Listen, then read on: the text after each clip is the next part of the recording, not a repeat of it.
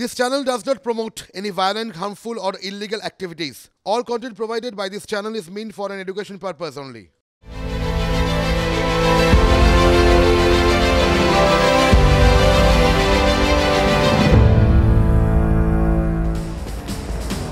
নমস্কার, আপনারা দেখছেন TV9 বাংলা। আমি শুভজিৎ রয়েছি আপনাদের সঙ্গে। রাত 8টা মানেই হাজির ঠোঁট কাটা। আর আপনারা জানেন ঠোঁট কাটা হাজির মানেই ঠোঁট কাটার সঙ্গে হাজির সেই সমস্ত বিষয়, যে সমস্ত বিষয়গুলো আপনাদের ভাবিয়েছে, যে সমস্ত বিষয়গুলো দেখার পর, যে সমস্ত খবর শোনার পর, যে সমস্ত ছবি দেখার পর আপনাদের মনে বেশ কিছু প্রশ্ন এসেছে। সে প্রশ্নের প্রতিনিধিত্ব করি আমি ঠোঁট কাটা। আজও তার অন্যথা হবে না। আজ কোন কোন বিষয়গুলো গুরুত্ব সহকারে দেখব সেটাই শুরু করি। একটা প্রশ্ন দিয়েই বরং শুরু করি। আজই বিবেক জাগ্রত দ্বারে। নানা অনুষ্ঠানে নানা কথাই বলে থাকেন রাজনীতির নেতারা। কখনো সেখানে রাজনীতি থাকে, আবার কখনো ছক ভাঙা অন্য কথাও থাকে, কখনো আবার বিবেক মানে কনসিয়েন্সের কথা থাকে। এই তো আজ প্রেসিডেন্সি বিশ্ববিদ্যালয়ের একটি অনুষ্ঠানে গিয়েছিলেন শিক্ষামন্ত্রী ব্রাত্য বসু। সেখানে ব্রাত্য বসুর মুখে আইনস্টাইন শোনায়। আইনস্টাইন বলেছিলেন যে এরকম কথা যে ভালো স্টুডেন্ট তারাই যারা তো পরে মা বাবার কথা মনে রাখে, তার পরিবারের কথা মনে রাখে, তার আত্মীয় স্বজনদের কথা মনে রাখে। আরো তার থেকে আরো ফাইনাল আরো ভালো স্টুডেন্ট হচ্ছে সে যদি মনে রাখে সে যখন পরীক্ষা দিতে গিয়েছিল বৃত্তির, তখন সে যে চালটা খেয়ে গিয়েছিল সে চালটা একজন কৃষকের হাতে তৈরি করা, তার মুখটা যদি সে মনে রাখে বা মনে কল্পনা করার চেষ্টা করে, সে আর একটু ফাইনাল স্টুডেন্ট। আদর্শ ছাত্র আরো ভালো হবেন কি করে? আইনস্টাইনের কথা স্মরণ করলেন শিক্ষামন্ত্রী। ওদিকে প্রাক্তন মন্ত্রী জাকির হোসেনও দলের এক অনুষ্ঠানে গিয়েছিলেন। সেখানে তিনিও ওই বিবেকের কথা বললেন।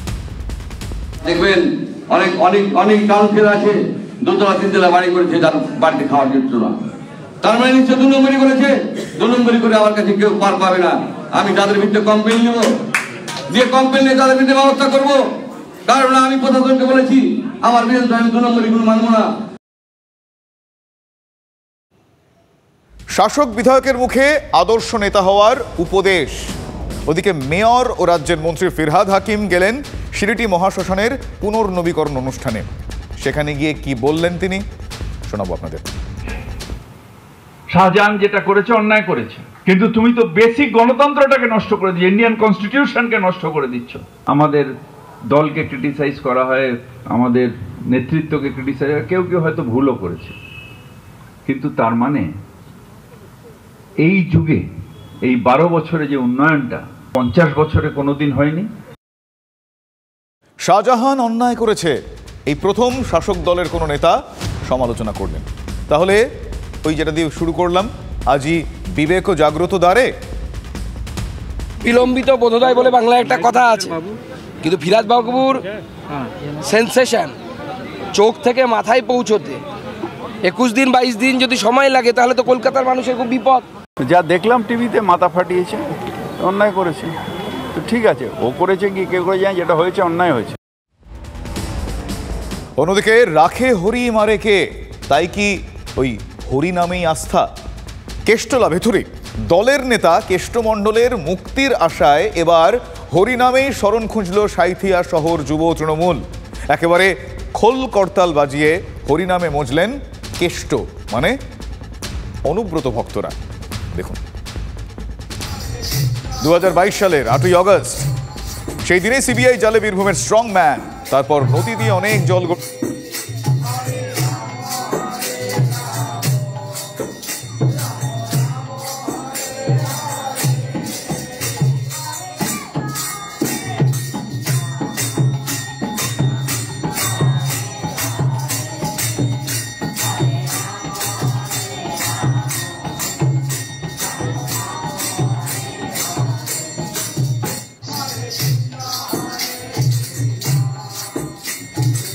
কেষ্ট লাভে হরিনামের ছবি দেখছেন।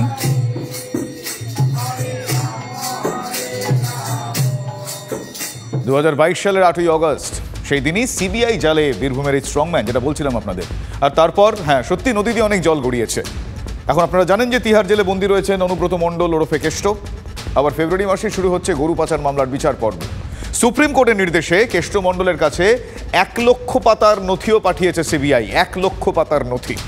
তার আগে এবার মুক্তির আশায় তাই কি হরিনাম জপলেন বীর ভক্তরা? প্রশ্ন তো আমি ঠোটকাটা করবই। বাড়ি থেকে বেরোতে দেবো না, কিছু করে নেবেন, সাবধান। বীরভূমের বাঘকে তোমরা কিছুদিনের জন্য খাঁচায় রেখেছো, সারা জীবন পারবে না।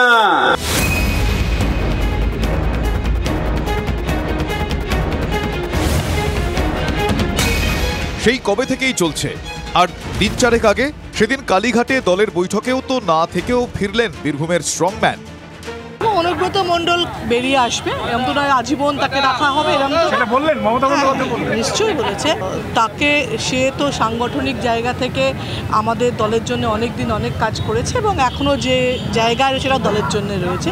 সুতরাং তাকে সম্মান দেওয়া, তাকে ভুলে না যাওয়ার ব্যাপার, যে তাকে তার সব সংগঠনকে উল্টে ফেলা, এরকম হবে না।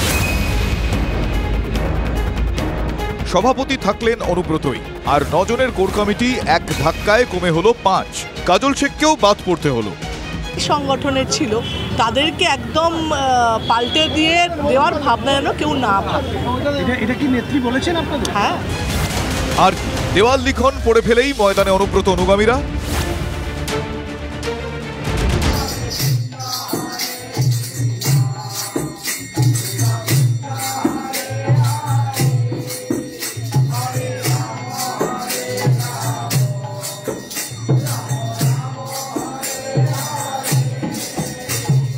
বিজেপি যে চক্রান্ত করে রাজনৈতিক উদ্দেশ্যে চক্রান্ত করে ভরে রেখেছে, জেলবন্দি করে রেখেছে, সেই জন্য আমরা ঈশ্বরের কাছে প্রার্থনা করছি। সাঁইথিয়া শহর যুব তৃণমূল সভাপতির কথাটা শুনলেন। আর জেলা সিপিএম এই রাম মন্দির প্রতিষ্ঠা করছেন নির্বাচনের আগে, রামলালা প্রতিষ্ঠা করছেন ভারতবর্ষকে এগিয়ে নিয়ে যাওয়ার জন্যে। আর ওরা যজ্ঞ করে কেষ্টকে বার করে এনে ইয়ে করবে, কি বলে, পশ্চিমবঙ্গের উন্নয়ন করবে। দুটো দলই আসলে একটা মুদ্রার এপিট ওপিট। এটা তো আমার জানা নেই, তবে আপনাকে যে শুনলাম এটা হতে পারে সাধারণ মানুষের তরফ থেকে হচ্ছে, এটা দলীয় কোনো প্রোগ্রাম তো নয়। তার জন্য কীর্তন করছি, ভগবানের কাছে প্রার্থনা করছি যাতে উনি তাড়াতাড়ি ছাড়া পায়। ঈশ্বরের ক্ষমতা হচ্ছে সবচেয়ে বড় ক্ষমতা।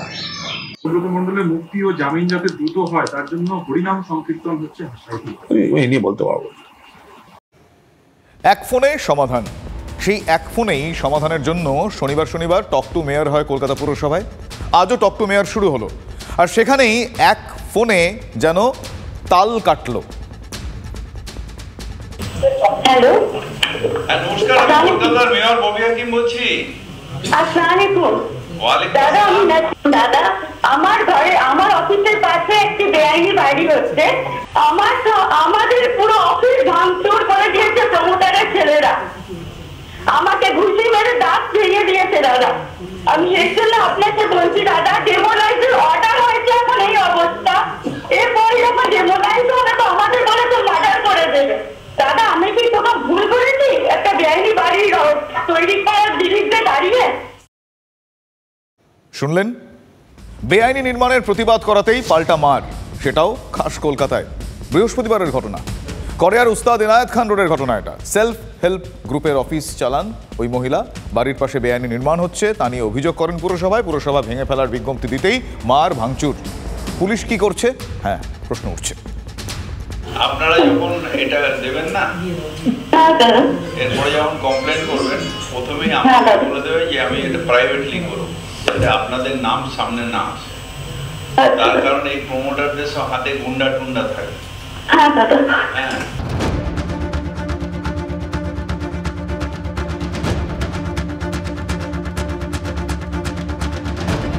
মেয়র বুঝে ফেলতে দেরি করেননি। সিসি ক্যামেরায় ধরাও পড়েছে অনেকের ছবি। বেঁচে গেছি। যাওয়ার পর আমি এমসি করিয়ে থানায় যাই। থানায় যাওয়ার পর থানা থেকে এসে আমি কপি নিয়ে রিসিপ্ট কপি করেই চলে আসি। যখন গিয়ে আমি একটু জল খাচ্ছি আমি অন্য ঘরে গিয়ে, তখন ঠিক 6:45-এর সময় পুরো কর্পোরেশনের লাইট ওরা ওখান থেকে বন্ধ করে এই পুরো দরজা জানলা মানে পুরো ঘর তছনছ করে দিয়েছে। এবার সেই কড়িয়াতেই বেআইনি নির্মাণের প্রতিবাদ করায় আক্রান্ত হতে হলো এক গৃহবধূকে। এমনকি ভাঙচুর করা হলো তার অফিসও, ভেঙে গুড়িয়ে দেওয়া হলো তার অফিসের বোর্ড, এমনকি দরজা জানালার কাঁচ, টিভি, মনিটর সব কিছুই সম্পূর্ণ ভেঙে গুড়িয়ে দেওয়া হয়েছে। তাহলে অসহায় ফোনে সহায় মেয়র? ইমিডিয়েটলি আপনি থানায় করেছেন এফআইআর? হ্যাঁ দাদা, সব কিছু করেছে, কিন্তু ওরা ঘুরে বেড়াচ্ছে দাদা আমাদের। প্রথমত দুষ্কৃতি বলবেন না, বলুন কাউন্সিলরের লোকেরা বা কাউন্সিলরের নেতৃত্বে। হ্যাঁ, যত অবৈধ নির্মাণ হচ্ছে সবই তৃণমূলের কাউন্সিলররা করছে। মেয়র যে ইটের গাড়ি আটকেছেন তাতে তার মানে ভালো দিকটার থেকে খারাপ দিকটা আমার কাছে বেশি মানে পরিলক্ষিত হয়। আপনি যে থানায় যেটা ডায়েরি করেছেন না, হ্যাঁ দাদা, হ্যাঁ এই হোয়াটসঅ্যাপে আমাকে ওটা পাঠিয়ে দিন। আচ্ছা দাদা, আমি পুলিশ কমিশনারের কাছে ওটা পাঠাবো, ঠিক আছে? আচ্ছা দাদা, ঠিক আছে, ঠিক আছে দাদা, ধন্যবাদ। কি হবে, মেয়র হতভম্ব হয়ে কি করবেন? মেয়রকে অভিযোগ করলে আরো বেশি মার খেতে হচ্ছে। হ্যাঁ, এটার থেকে বুঝতে হবে যে মেয়রের সঙ্গে জড়িত আছে কিনা সেটা খোঁজ নিতে হবে। একটা মহিলাকে মারবে কি করে? মুখের মগের রায় জন্য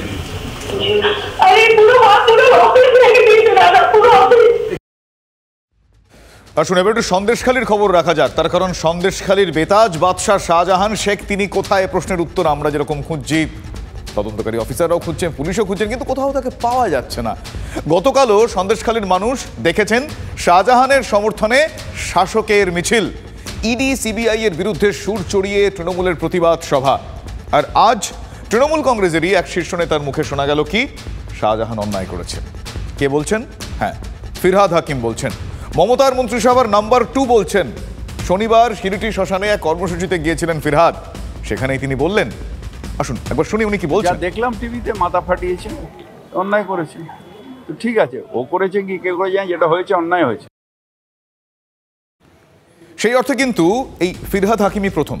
তার কারণ এর আগে শাহজাহানের সমালোচনা তৃণমূল কংগ্রেসের কোনো বড় মাপের নেতার মুখে কিন্তু প্রকাশ্যে অন্ততপক্ষে শোনা যায়নি। উল্টে ইডি কেন পুলিশকে সঙ্গে না নিয়ে সন্দেশখালীতে গিয়েছিল সে প্রশ্ন উঠেছে। সে প্রশ্নে মুখর হয়েছেন শাসকের মুখপাত্ররা।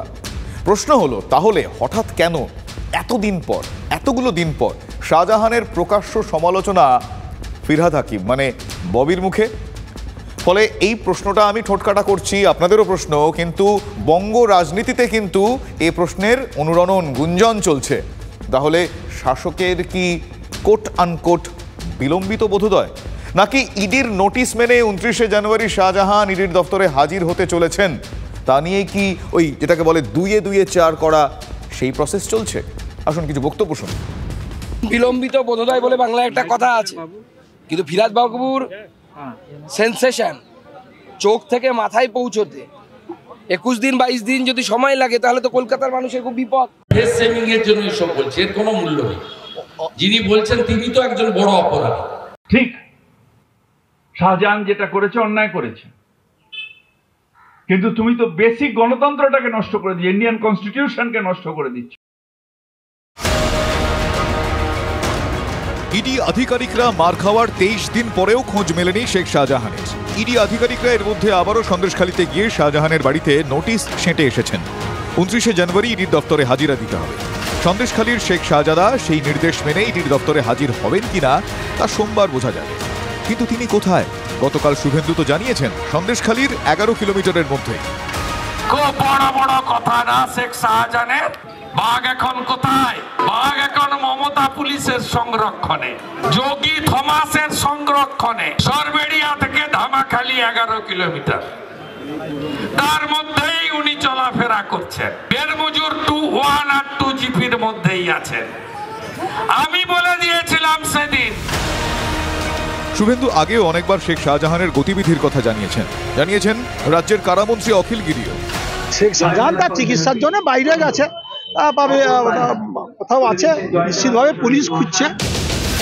তাৎপর্যপূর্ণ হলো ববি যেদিন শাহজাহানের সমালোচনা করছেন সেদিনই তৃণমূলের শীর্ষ নেতৃত্ব ডেকে পাঠালেন অখিল গিরিকে।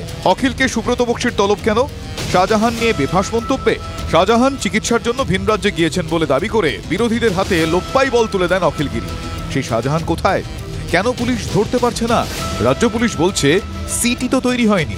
হাইকোর্টের নির্দেশেই সিবিআই ও রাজ্য পুলিশের শীর্ষ 2 আধিকারিককে নিয়ে সিট, কিন্তু সিবিআই রাজ্য পুলিশের সঙ্গে কাজ করতে বেঁকে বসে। আর তাতেই কি শাহজাহান নিশ্চিন্তে জিরোচ্ছেন? সাধারণতন্ত্র দিবসেই ফেসবুকে হঠাৎই অ্যাক্টিভ হয়ে উঠেছিলেন শাহজাহান, শুভেচ্ছা জানিয়েছিলেন। হইচই হতেই পোস্ট হাওয়া।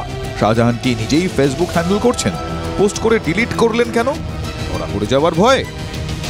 শাহজাহান ধরা পড়বেই, আজ না হলে কাল তো ধরা পড়বেই। আর যিনি জঙ্গিপুরের বিধায়ক তিনি নিজেই স্বীকার করছেন যে দুর্নীতি তোলাবাজি করে যাদের কিচ্ছু ছিল না, যাদের কোনো সোর্স অফ ইনকামের কোনো রাস্তা নেই, তারা আজকে এত বড় বড় কোটি কোটি টাকার 2-3 তলা বাড়ি করার কি করে সম্পত্তি পেল? আমাদের দলকে ক্রিটিসাইজ করা হয়, আমাদের নেতৃত্বকে ক্রিটিসাইজ, কেউ কেউ হয়তো ভুলও করেছে। আপনারা হাওড়া রাজাপুরে গিয়ে ওনার বাংলোটা দেখান না, উনি কোত্থেকে টাকা পান? এত যে চোখের সামনে টিভিতে দেখা যাচ্ছে যে সরকারি আধিকারিকদের ওপর আক্রমণ চালাচ্ছে, তাদের মানে খুনের চক্রান্ত করছে, আর তারা এদেরকে সাপোর্ট দিয়ে যাচ্ছে, স্বয়ং মুখ্যমন্ত্রী পর্যন্ত সাপোর্ট দিয়ে যাচ্ছেন। আজকে তারই একজন শিষ্য এই কথা বলছেন। 22 দিন সময় লাগলো মাথায় পৌঁছতে এবং মাথা থেকে মুখে পৌঁছতে। আসলে এই বাংলাতে নানা সময় নানা ঘটনায় বারবার পুলিশের ভূমিকা নিয়ে প্রশ্ন উঠেছে। আমাদের প্রত্যেকেই কম বেশি মনে আছে যে এই বাংলাতে একসময় নকশালরা স্লোগান তুলেছিলেন। তারা কি স্লোগান তুলেছিলেন? ওই যে পুলিশ তুমি যতই মারো মাইনে তোমার 112। রোজ রোজ কি যে চলছে রাজ্যে সে কথা বলতে বা দেখলে অনেক সময় সত্যি মন খারাপই হয়। আর এই ধরনের ঘটনা যদি ঘটে রাজ্যের শাসকের বিরুদ্ধে বা পুলিশ প্রশাসনের বিরুদ্ধে, এই ধরনের অভিযোগ যখন ওঠে, বিশেষ করে এই সময়ে দাঁড়িয়ে যেখানে আমরা প্রত্যেকেই জানি কম বেশি এখন যাই ঘটনা ঘটুক কেউ কোনো রাজনৈতিক দলের প্রতিনিধি তারা কিন্তু ইস্যু করতে ছাড়বে না, তার কারণ সামনে লোকসভা নির্বাচন। তাই বিরোধীরা তো বলবেনই, বলতে পারেন পুলিশে এই রাজনীতির একটা আব্বুলিশ যাকে বলে। বিরোধীদের কাঠগড়ায় পুলিশ, বিক্ষোভ চলল। সুকান্তবাবুও বললেন, কি বললেন সুকান্তবাবু একবার শোনাবো আপনাদের। আমরা তো পুলিশের উপর 2 বছর অপেক্ষা করলাম, 2 বছর ধৈর্য ধরে দেখলাম, মুখ্যমন্ত্রীর উপর ভরসা করলাম যে মুখ্যমন্ত্রী একজন মহিলা মুখ্যমন্ত্রী, আমরা ভেবেছিলাম তিনি সংবেদনশীল, সেন্সিটিভ, স্বাভাবিকভাবে আমাদের মহিলাদের উপর অত্যাচার হবে না, আমাদের কর্মীদের উপর অত্যাচার হবে না, মায়েদের উপর অত্যাচার হবে না, মা মাটি মানুষের সরকার, এগুলো তো শুনতাম বড় বড় কথা। তো এগুলো কথা এখন তো দেখতে পাচ্ছি মিথ্যে কথা বলছে পুলিশ। এই থানাগুলো আসলে থানা না, পার্টি অফিস, তৃণমূল কংগ্রেসের পার্টি অফিস। তৃণমূল কংগ্রেস এই থানাগুলোকে পার্টি অফিসে পরিণত করে দিয়েছে। ওদিকে বিরোধী দলনেতার কাঠগড়াতেও পুলিশ। এবার পুলিশ ওয়েলফেয়ার অ্যাসোসিয়েশনের নিরপেক্ষতা নিয়ে প্রশ্ন তুললেন বিরোধী দলনেতা শুভেন্দু অধিকারী। আজ সংগঠনের বার্ষিক সভা ব্যারাকপুরের লাটবাগানে। শুভেন্দু অধিকারী অভিযোগ করলেন যে এই সংস্থা চলে তৃণমূল কংগ্রেসের মদতে, মানে পক্ষপাত দুষ্ট তারা এই অভিযোগ করছেন। লোকসভা ভোটে পক্ষপাত দুষ্ট পুলিশ অফিসারদের নির্বাচনের দায়িত্ব থেকে বিরত রাখতে হবে, এ নিয়ে জাতীয় নির্বাচন কমিশনার চিঠিও দিয়েছেন। জাতীয় নির্বাচন কমিশনারকে চিঠিও দিয়েছেন শুভেন্দু অধিকারী। পুলিশে কড়া বিরোধী দলনেতা, একবার শোনাই বক্তব্য। আমার বুথতে মন্ত্রীরা যায়নি, ফিরাদ হাকিম, চন্দ্রিমা ভট্টাচার্য, পার্থ ভৌমিক, 1 ডজন মন্ত্রী যাওয়ার কথা ছিল। একটা মন্ত্রী গেছে, কিন্তু সে মন্ত্রী হিসেবে নয়, তিনি গায়ক হিসেবে গেছেন, ইন্দ্রনীল সেন। তাকে দিয়ে গান টান হয়েছে। আজকের এই সম্মেলনের মোট প্রাপ্তি হচ্ছে খিচুড়ি, বাঁধাকপির লটপটি ঘন্ট আর একটা করে সাদা ডিম, এইটা নিয়ে তারা বাড়ি এসেছে। আর শাসক দল পাল্টা দিলেন কুণাল ঘোষ। যাদের জনভিত্তি নেই, যারা মানুষের কাছাকাছি নেই, যারা উন্নয়নের কাজ করে না, তো তাদের এই কাজগুলো ছাড়া আর কী করার আছে? তারা সিবিআই ইডি দিয়ে কাজ করবে, তারা অফিসারকে বদলি, ওই পুলিশকে আক্রমণ, সেই পুলিশকে কুৎসা করা, এইগুলোই শুভেন্দুদের কাজ। এগুলো যত করবে তত তাদের আত্মবিশ্বাসের অভাব, জনসংযোগের ব্যর্থতা, রাজনৈতিক দেউলিয়াপনা প্রমাণিত হবে। অন্যদিকে হাইকোর্টের 2 বিচারপতির বেনজির সংঘাতের জের। মেডিকেলে ভর্তি মামলায় বিচার প্রক্রিয়ায় স্থগিতাদেশ দিল সুপ্রিম কোর্ট। সিঙ্গেল এবং ডিভিশন বেঞ্চের কোনো নির্দেশ আপাতত কার্যকর হচ্ছে না। সোমবার সুপ্রিম কোর্টে আবারও এই সংক্রান্ত শুনানি রয়েছে। তার আগে পর্যন্ত হাইকোর্টে বিচার প্রক্রিয়া স্থগিত থাকবে। 5 বিচারপতির বিশেষ বেঞ্চ আজ এই নির্দেশ দিয়েছে। আর 2 বিচারপতির এই সংঘাতে কেন্দ্রের সলিসিটর জেনারেল বিচারপতি গাঙ্গুলির পাশেই দাঁড়িয়েছেন। সুপ্রিম বেঞ্চে প্রশ্ন তোলেন, কি কোন রকম নথি ছাড়া কিভাবে ডিভিশন বেঞ্চ সিঙ্গেল বেঞ্চের রায়ের উপর স্থগিতাদেশ দিল? ডিভিশন বেঞ্চের রায়কে অবৈধ ঘোষণা করার আগে বিচারপতি অভিজিৎ গঙ্গোপাধ্যায়ও কিন্তু একই প্রশ্ন তুলেছিলেন। রাজ্যের অ্যাডভোকেট জেনারেলকেও প্রশ্ন করেছিলেন যে সুপ্রিম বেঞ্চে সেই সুরই শোনা গেল তুষার মেহতার মুখে। তবে তিনি এও বলছেন যে 2 বেঞ্চের কারো বিরোধিতা করা হচ্ছে না, আমরা আমাদের বক্তব্য লিখিত আকারে জানাতে চাই। সুপ্রিম বিশেষ বেঞ্চ এদিন রাজ্যকেও এই মামলায় নোটিশ জারি করেছে। মামলাকারী ঈশিতা সোরেন সহ অন্যান্যদের নোটিশ দিতে বলা হয়েছে। রাজ্যের তরফে আইনজীবী কপিল সিব্বল বিচারপতি গঙ্গোপাধ্যায় নির্দেশের বিরুদ্ধে মামলা করতে চাইলে সেই অনুমতিও দেওয়া হয়। শুনানি পর্বে আরেক দুঁদে আইনজীবীও ছিলেন, অভিষেক মানু সিংভি। আরজি জানান, অভিষেক বন্দ্যোপাধ্যায় এই মামলায় যুক্ত হতে চান। বারবার অভিষেকের নাম উঠছে, তাই অভিষেকের বক্তব্য শোনা হোক। প্রধান বিচারপতি জানিয়েছেন, সোমবার যখন এই মামলার শুনানি হবে তখন যা বলার বলতে পারবেন অভিষেকের আইনজীবী। অভিষেক কদিন আগেও বিচারপতি গাঙ্গুলির বিরুদ্ধে নালিশ নিয়ে সুপ্রিম দুয়ারে গিয়েছিলেন, কিন্তু আবেদনে ত্রুটির কারণে সুপ্রিম রেজিস্ট্রার তা ফিরিয়ে দেন। 2 বিচারপতির সংঘাতে সেই সুযোগ পেয়ে গেলেন তৃণমূল কংগ্রেসের নম্বর 2। অভিষেক ব্যানার্জি তো অধিকার আছে, কোর্টে যাওয়াটা আমার অধিকার নেই। আমি কোর্টে গেলে অন্যায়, কোর্টে যাবে, কোর্ট থেকে বিচার হবে। আমরা বিশ্বাস করি যে বিচারের বাণী নীরবে নিভৃতে কাঁদবে না। কলকাতা হাইকোর্টের বিচারপতি অভিজিৎ গঙ্গোপাধ্যায় এবং বিচারপতি সৌমেন সেনের সংঘাতে স্বতঃপ্রণোদিত পদক্ষেপ করতে হয় সুপ্রিম কোর্টকে। শনিবার ছুটির দিনে জরুরি ভিত্তিতে বসে বিশেষ বেঞ্চ। শুধু মেডিকেলে নিয়োগ দুর্নীতি নয়, রাজ্যের একাধিক দুর্নীতির মামলায় বিচারপতি অভিজিৎ গঙ্গোপাধ্যায়ের সক্রিয় পদক্ষেপ প্রশ্নের মুখে ডিভিশন বেঞ্চের ভূমিকা, অর্থাৎ বিচারপতি সৌমেন সেন তিনি অ্যাপিল মেমো ছাড়াই কিভাবে সিঙ্গেল বেঞ্চের অর্ডারকে সম্পূর্ণভাবে খারিজ করে দিলেন তা নিয়েও প্রশ্ন সুপ্রিম কোর্টে। এই রাজ্যে তো আমরা দেখেছি যে নিয়োগ নিয়ে কি চূড়ান্ত দুর্নীতি হয়, সবটাই তো পরিপ্রেক্ষিতের উপর নির্ভর করে। সেই পরিপ্রেক্ষিতের উপর নির্ভর করেই এক সিঙ্গেল বেঞ্চ তিনি তদন্তের আদেশ দিয়েছিলেন। ডিভিশন বেঞ্চে তড়িঘড়ি করে সেটাকে স্থগিতাদেশ দেওয়াটা বাঞ্ছনীয় নয় বলেই সওয়াল করা হয়েছে। রাজধর্ম যখন পালনের কথা আসে তখন কিন্তু রাজধর্মটা শুধুমাত্র নির্বাচিত সরকারের ক্ষেত্রে নয়, আদালতের জন্য প্রযোজ্য। 2 বিচারপতির সংঘাতের শুরু মেডিকেল কলেজে ভর্তি মামলায় সিবিআই তদন্তের নির্দেশ নিয়ে। বিচারপতি গঙ্গোপাধ্যায় সিবিআই তদন্তের নির্দেশ দিলে বিচারপতি সৌমেন সেনের ডিভিশন বেঞ্চ স্থগিতাদেশ দেয়। সিবিআই এর দায়ের করা এফআইআরও খারিজ করে ডিভিশন বেঞ্চ। বিচারপতি সেনের বেঞ্চের সেই নির্দেশের বৈধতা নিয়েই প্রশ্ন তুলে দেন বিচারপতি গাঙ্গুলি। নির্দেশনামায় বিচারপতি সেন সম্পর্কে একাধিক অভিযোগ তুলে সিবিআইকে তদন্ত এগিয়ে নিয়ে যেতে নির্দেশ দেন। ডিভিশন বেঞ্চের রায় রাজনৈতিক পক্ষপাত দুষ্ট বলে নির্দেশনামায় উল্লেখ করলে সংঘাতে রাজনীতিও চলে আসে।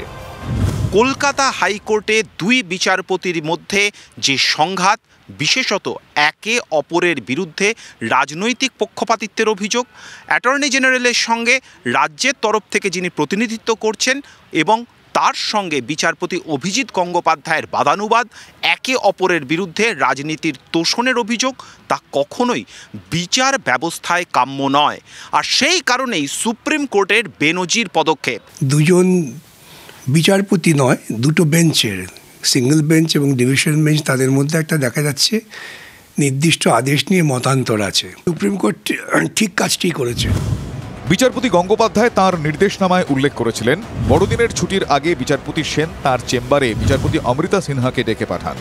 সেখানে তিনি রাজনৈতিক নেতার মতো বিচারপতি সিনহাকে নির্দেশ দেন। বিচারপতি গাঙ্গুলির পর্যবেক্ষণ, বিচারপতি সেন ব্যক্তিগত স্বার্থে ওই সব নির্দেশ দিয়েছেন। সেই সংঘাতের জল গড়ালো শীর্ষ আদালতে। যে অভিযোগটা উঠেছে যে একজন বিচারপতি অন্য একজন বিচারপতির কাছে গিয়ে বলেছে যে অভিষেক ব্যানার্জির পলিটিক্যাল কেরিয়ার আছে, তার বিরুদ্ধে সব কিছু করা যাবে না, তো উলঙ্গ হয়ে গেল মমতা বন্দ্যোপাধ্যায় এবং তার ভাইপো। আগামী সোমবার ফের শুনানি। সেক্ষেত্রে কলকাতা হাইকোর্টের অভ্যন্তরে যেভাবে বিচার ব্যবস্থার মধ্যে রাজনীতিকরণ, যেভাবে রাজনীতির সংঘাত দেখা যাচ্ছে, তা নিয়ে আগামী দিনে সুপ্রিম কোর্ট কীভাবে নিষ্পত্তি করে নজর থাকবে সেদিকেই।